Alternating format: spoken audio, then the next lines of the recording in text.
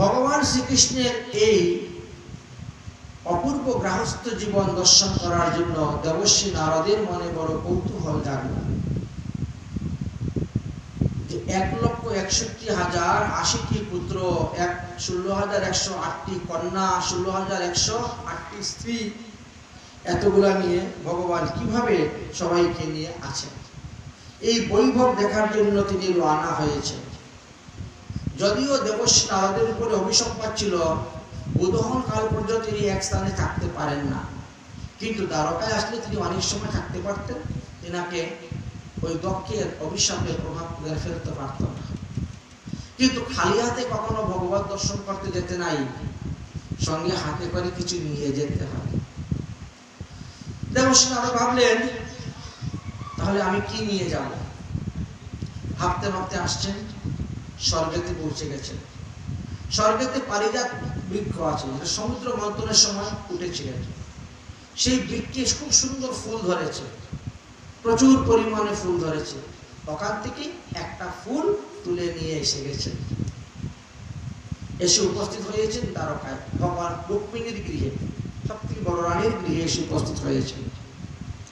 ভগবান শ্রীকৃষ্ণ অতি আদর করে যত্ন করে দেবর্ষী নারদের পাদ্যার্ঘ্য করালেন, আচমন দিলেন, চন্দন দিলেন, ফুলের মালা দিলেন, আরতি করলেন।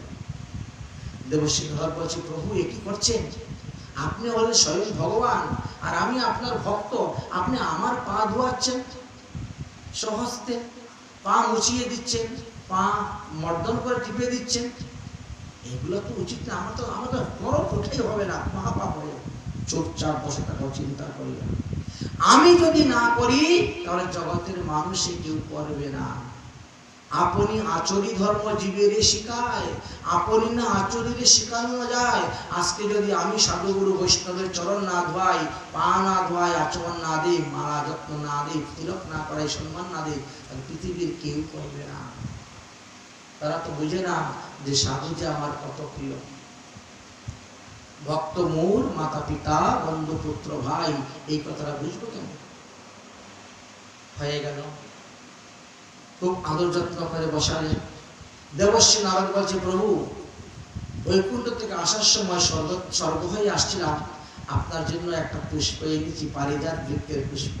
এই পুষ্প আমাদের পৃথিবীতে কোথাও নেই, এই গাছটি। বাহ, ভগবান শ্রীকৃষ্ণ, দারুণ পুষ্প, বহুদিন পরে এটা পেলাম, পৃথিবীতে নাই তো। দুবার চারবার সুন্দর করে রুক্মিণীর কাছে দিয়ে দিয়েছেন। রুক্মিণী কপালে লাগাচ্ছেন, নাকে শুনিয়ে চুলের কুফার মধ্যে রেখে দিয়েছেন। দারুণ অপূর্ব শোভা পাচ্ছে ফুলটা। দেবর্ষী নারদ বলছেন, রুক্মিণী তোমার মতো ভাগ্যবতী পৃথিবীতে নাই, কারণ এই ফুলটা পৃথিবীর মধ্যে একমাত্র তুমি ধারণ করেছ, চুলের কুফায় আর কেউ ধারণ করে নাই। অরে পুষ্পের মহিমা কহি শুনো সাবধানে, পুষ্পের মহিমা কহি শুনো সাবধানে, মলিন না হয় জ্যোতি বারে দিনে দিনে, ইচ্ছিত সুগন্ধ পারি যাত পুষ্প দিবে, যেই পুষ্পে প্রাণ তব নিতে সাধ হবে, নানা আবরণ পাবে এই পুষ্প হইতে, নানা জাতি বস্ত্র পাবে কহিন তোমাতে, ধর্ম পথে মতি হয় পুষ্পের ধারণে, পাপনারী থাকে দেহে পুষ্পের মহাগুণে, যে পুষ্প ধরিতে ইচ্ছা করহে রুক্মিণী, কৃষ্ণ গৌসে কপিত নীলকাকবিনী, তখন হইবে গর্ব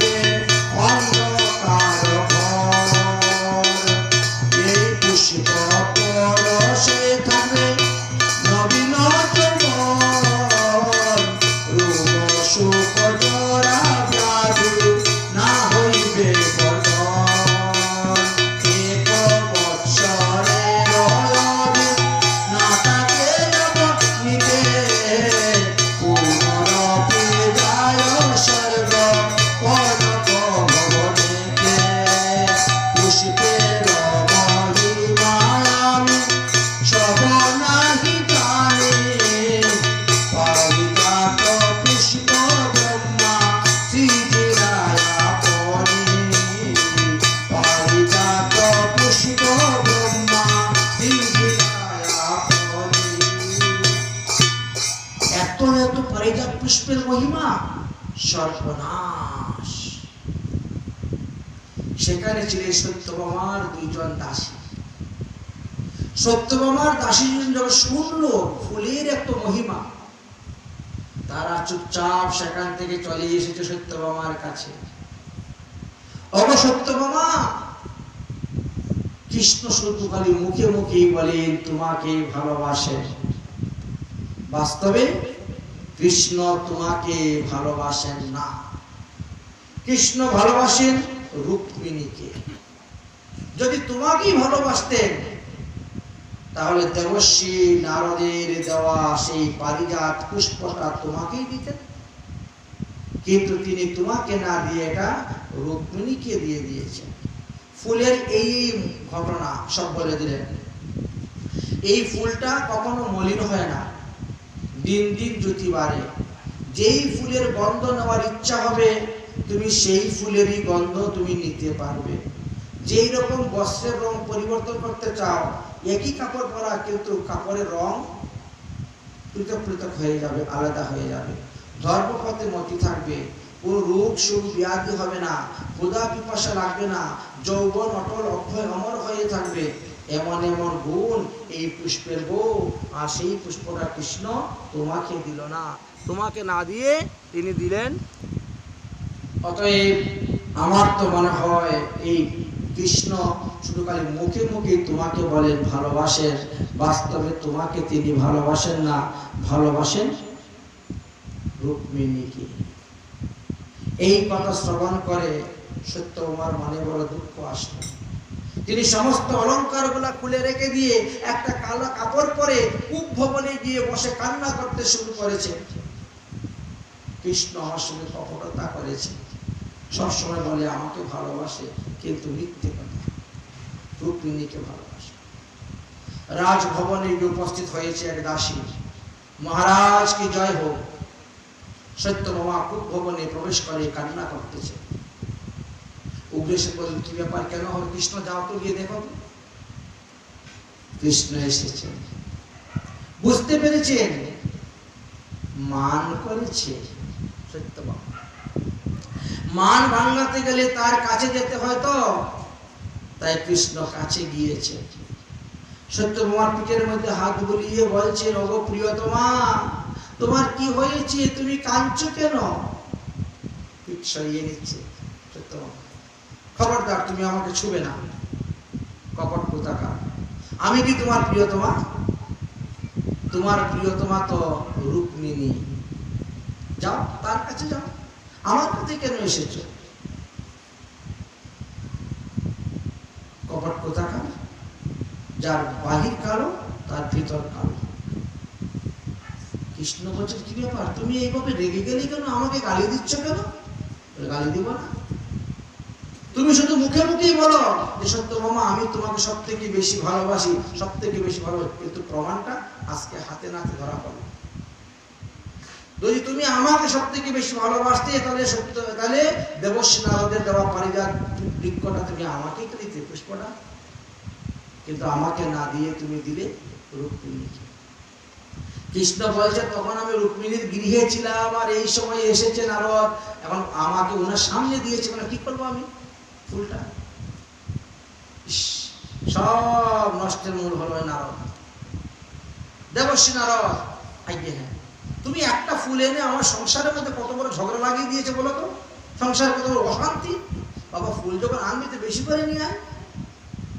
একটা ফুল এনেছো, একটা ফুল আমি কাকে দিব, কাকে না বলো তো? রুক্মিণীকে দিয়েছি বলে সত্যভামা ঝগড়া। অতএব যাও, তুমি স্বর্গে গিয়ে দেবরাজ ইন্দ্রকে বলো পারিজাত বৃক্ষটা তুলে আমার গরুরের পৃষ্ঠের মধ্যে বসিয়ে দিবে। আর সেই পারিজাত বৃক্ষ এনে আমি সত্যভামার ঘরের দরজার সামনে লাগাবো। আমি যখন দ্বারকালে সমাপ্ত করে যাব তখন বৃক্ষ নিয়ে চলে যাবো। যাও। শ্রী গোবিন্দের আদেশ দেবশ্রী নারদ গিয়ে জানালেন, কিন্তু ইন্দ্র রাজি হলেন না। যার ফলে ভগবান শ্রীকৃষ্ণ স্বর্গে গেলেন, ইন্দ্রের সঙ্গে যুদ্ধ করলেন, ইন্দ্রকে পরাজিত করলেন এবং সেই পারিজাত বৃক্ষ থেকে তুলে নিয়ে আসে সত্যজিৎ রাজার কন্যা সত্যভামার ঘরের দরজার সামনে লাগিয়ে দিলেন। সত্যভামা সেইখান থেকে ফুল তুলে সুন্দর করে ঘর সাজালেন, কৃষ্ণের গলায় ফুলের মালা দিয়ে পরালেন। একদিন দেবশ্রী নারদ এসেছেন। দেবশ্রী নারদ এসে বলেন, সত্যভামা, তোমার মতন ভাগ্যবতী পৃথিবীতে কেউ নেই। স্বয়ং ভগবান শ্রীকৃষ্ণ তোমার ঘরের দরজার সামনে এই পারিজাত বৃক্ষ লাগিয়েছেন, পৃথিবীতে এই বৃক্ষ আর নেই একটাই। তবে একটা নিয়ম আছে, এই বৃক্ষের তলে বসে যদি তুমি একটা ব্রত করতে পারো 1 মাস ব্যাপী, ব্রত করার পরে ব্রতের শেষের দিন যদি গোবিন্দকে বৃক্ষের সঙ্গে বেশ বেঁধে আমাকে দান করতে পারো, আগামী জন্মে তুমি একাই কৃষ্ণকে স্বামী রূপে পাবে, আর কেউ পাবে না। এখন তো তোমার 16,160 জন সতীন এতগুলা, কিন্তু তখন তুমি একা কৃষ্ণকে ভোগ করতে পারবে। তাহলে দেখো তো এই ব্রতটা করবে কিনা। এই ব্রত আগে করেছিল, এই ব্রত ইন্দ্রাণী করেছিলেন, এই জন্য জন্মে জন্মে ইন্দ্রের দিনে স্বামী হয়। এই ব্রত পার্বতী দেবী করেছিলেন, এই জন্য জন্মে জন্মে মহাদেবের স্বামী রূপে পান। এই দেবী সাবিত্রী দেবী করেছিলেন, এই জন্য জন্মে জন্মে তিনি ব্রহ্মাকে স্বামী রূপে পান। এই দেবী সোহা দেবী এই ব্রত করেছিলেন, এই জন্য অগ্নিদেবকে তিনি জন্মে জন্মে স্বামী রূপে পেয়ে থাকেন। তাহলে আর কথা নাই, আমি ব্রত করব। আরে ব্রত যে তুমি করবে, কৃষ্ণ তো তোমার একলা স্বামী নয়। ব্রতের শেষে যখন দান করবে তখন যদি ওরা বাধা দেয়, কারো ক্ষমতা নাই আমার মুখের সামনে এসে কথা বলবে। তথাপিও স্বামীর কাছ থেকে অনুমতি নিয়ে ব্রত করাটা ভালো। ঠিক আছে, অনুমতি নিয়ে নিব, আপনি কালকে আসুন, কালকে আপনাকে ফাইনাল জানিয়ে দিব। রাত্রিবেলা সত্যভামা শ্রীকৃষ্ণকে বলছে, অবধ দেবশ্রী নারদ এসেছিলেন, তিনি একটা উমাব্রতের কথা বলছিলেন, ব্রত করবো? হ্যাঁ করো। কৃষ্ণ বলছে, করো, ব্রত করা তো ভালো। ব্রত করলে কি হয়? স্বামীর আয়ু বৃদ্ধি হয়। ব্রত করলে কি হয়? স্বামীর মঙ্গল হয়। স্বামী যদি ব্রত নাও করে, স্ত্রী যদি ব্রত করে, তথাপিও স্বামীর লাভ, পরিবারের লাভ, বংশের লাভ, গোষ্ঠীর লাভ। এই জন্য ব্রত করা খুব ভালো, ব্রত করো। পরের দিন সকালবেলা চলে আসলেন দেবশ্রী নারদ, ব্রতর কথা শুরু হয়ে গেল। দেবশ্রী নারদ বললেন, শুনো সত্রাজিত কন্যা, তুমি ভাগ্যবতী, তোমার সমান কেহ না দেখিয়ে খ্যাতি, দেবের দুর্লভ পারি যাত পুষ্প, তোমার দুয়ারে রূপী লেন দামোদর, যে বট করিলে গুণ কেটে যাবে তুমি, জন্মে জন্মে শ্রী গোবিন্দের হবে প্রিয়তমা, ব্রহ্মাণ্ড দানের ফল পাবে ব্রত হইতে, ব্রহ্মাণ্ড দান বিখ্যাত তোমার যশ ঘুষিবে জগতে, এই ব্রত করেছিল পূর্বানন্দিনী, সেই ব্রতে তিনি হলেন স্বর্গের ইন্দ্রাণী। এই পার্বত নন্দিনী সতী এই ব্রত করিল, তার ফলে মহাদেবের অর্ধাঙ্গিনী হইল। আর ব্রত করেছিল অগ্নিরগিনী, সেই ব্রত বলে হইল স্বামী সোহাগিনী। স্বামী সোহাগিনী হয়েছিলেন, এই জন্য বলছি তোমাকেও এই ব্রত করো। ঠিক আছে, ব্রত আরম্ভ হয়ে গেল। মণি বলে, কৃষ্ণ কাছে লহ অনুমতি, কৃষ্ণ না হন তোমার একলার পতি, নাহি জানো সতী তুমি ব্রতের বিধান, কৃষ্ণকে গাছের সঙ্গে বাঁধিয়া করিতে হইবে দান। সত্যভামা বলেন, তাতে কি আছে, দান দিব, ব্রত আরম্ভ করো। শুরু হয়ে গেল ব্রত। 1 মাস ব্রত করার পর যখন ব্রতের শেষ দিন আসলো, সেই দিন তিনি কি করবেন, কৃষ্ণকে গাছের সঙ্গে বাঁধিয়া তিনি আবার দান করতে প্রস্তুত হয়েছেন। দেবর্ষি নারদ সত্যি সত্যি বলে কৃষ্ণকে নিয়ে নিলেন। দেখেন এবার কি হলো, সত্যভামা দান করিল দেবদামোদর, স্বস্তি স্বস্তি বলি নারদ করিলেন সফল। দেবর্ষি নারদ কৃষ্ণকে নিয়ে নিলেন, আর কি বলছেন, আজ হইতে আমার তুমি হইলে ভগবান, অকাতরে সত্যভামা তোমায় করল দান। রহিতে নারিবে আর দ্বারকার ভিতরে, লইয়া যাইব আমি যথা কথা পারে। আমি যাহা করিব তা করিবে পালন, আমার গমনে হইবে তোমার গমন। মুকুট দিয়া এবে শিরে ধর জটা, অলকা তিলক পরি তেজ যজ্ঞ ফুটা।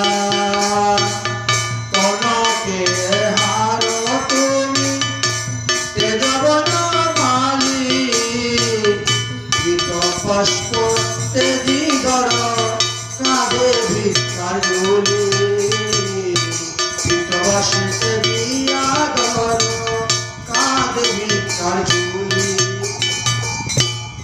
ভগবান শ্রীকৃষ্ণকে যেভাবে বলছেন নারদ মুনি, ভগবান শ্রীকৃষ্ণ সেইভাবেই কাজ করছেন। কারণ তিনি এখন দেবর্ষি নারদের হয়ে গেছেন, তাই নারদের কথা মতো তিনি তাই করছেন। নারদ মুনি বলছেন, মাথার মুকুটটাকে এখানে রেখে দাও, মাথার মধ্যে জটা ধারণ করো, যজ্ঞের ফুটা ধরো, অলকা তিলক ত্যাগ করো, আর আমার সঙ্গে চলো। মুনির বচনে কৃষ্ণ তেজেন ততক্ষণ, তপস্বী ব্রাহ্মণী হলেন দেবকী নন্দন। মুনি বলছে, এই নবীনা হাতে মৃগের ছাল পরো, আর আমার পিছনে পিছনে চলো ভিক্ষা করতে। তোমাকে আর দ্বারকায় থাকতে হবে না, আজকে থেকে তুমি হলে আমার শিষ্য, আমার চেলা। ভগবান গুরুবাক্য শিরোধার্য করে তিনি রওনা হচ্ছেন। এদিকে রুক্মিণী দৌড়ে এসেছেন। রুক্মিণী 16,160 জন কে নিয়ে এসে উপস্থিত। নারদ মুনি, আমার স্বামী নিয়ে কোথায় যাচ্ছ? নারদ বলে, তোমরা আবার কারা? বলে, কেউ চিনতে পারছো না? চিনতে পারলে কি হলো, আমার স্বামীকে নিয়ে যেখানে যাবো। এই তোমার স্বামী? সত্যভামা যখন 1 মাস ব্রত করলো, ব্রত করে যখন স্বামীকে দান করলো, তখন তোমরা কোথায় ছিলে? প্রতিবাদ করলে না কেন? আর আজকে তোমরা প্রতিবাদ করতে এসেছ? হ্যাঁ, আমার সঙ্গে ঝগড়াঝাটি করতে যাবে না বাবা। ঝগড়া করতে গেলে তোমরা সত্যভামার সঙ্গে ঝগড়া কর। মণি বলে, তোমার সবার কোন প্রয়োজন? নানা স্থানে ঘুরি আমি তপস্বী ব্রাহ্মণ, যাও তোমরা। সত্যভামা বলে, রুক্মিণী বলে, সত্যভামা তো স্বামীকে দান করেছে, দান করলে পরে দানের যৌতুক নিতে হয়। তাহলে যৌতুক রূপে আমরা হলাম 16,160 জন তোমার দাসী। যেহেতু আমাদের স্বামী তোমার দাস হয়ে গেছে, তোমার কথা মতো উনি চলতেছেন, তাহলে আমরা তোমার দাসী। অতএব তুমি আমাদেরকে দাসী রূপে গ্রহণ করো। আমরা কেউ কাপড় ধুয়ে দিব, কেউ বাসন মজে দিব, কেউ রান্না করে দিব, কেউ ভোগ লাগিয়ে দিব, কেউ পা টিপে দিব, কেউ মাথা টিপে দিব, কেউ বাতাস করে দিব। আমরা তোমার দাসী, আমাদেরকে গ্রহণ করো। দেবর্ষি নারদ বলেন, আমি সন্ন্যাসী, আমি ব্রহ্মচারী। আমি ব্রহ্মচারী, আমার কোনো মহিলার দরকার নাই, যা কিছু করার আমি নিজে নিজেই করি। অতএব ছাড়ো, আমার সাথে ঝগড়া করিও না। কথা শেষ করে যখন চলে যাবে, রুক্মিণী দৌড়ে এসে দেবর্ষী নারদের চরণে পড়ে গেছে। হে দেবর্ষী নারদ, নাহি চাহিব আমি, নাহি চাহি ফল, বাহুরেরই প্রাণনাথ দেহ এই সম্বল। আমি ব্রত চাই না, আমি ব্রতের ফল চাই না, তুমি আমার গোবিন্দকে আমাকে দান করে দাও। দেবর্ষী নারদ বলে, সত্যভামা তুমি সত্য ভ্রষ্ট করলে। ভগবানকে সাক্ষী রেখে বৃক্ষের মধ্যে স্বামী বেঁধে তুমি দান করলে, 1 মাস ব্রত করলে, আর এখন বলছো আমি ব্রত চাই না, ব্রতের ফল চাই না। দানে করলে পরে দানের বস্তু যদি কেউ ফেরত নিয়ে যায়, তাকে 60,000 বৎসর 20টা কৃমি হয়ে জন্মগ্রহণ করে থাকতে হয়। দান করে কখনো দান ফেরত নিতে নাই। এটা একটা ঘোর অন্যায়, এটা অপরাধ।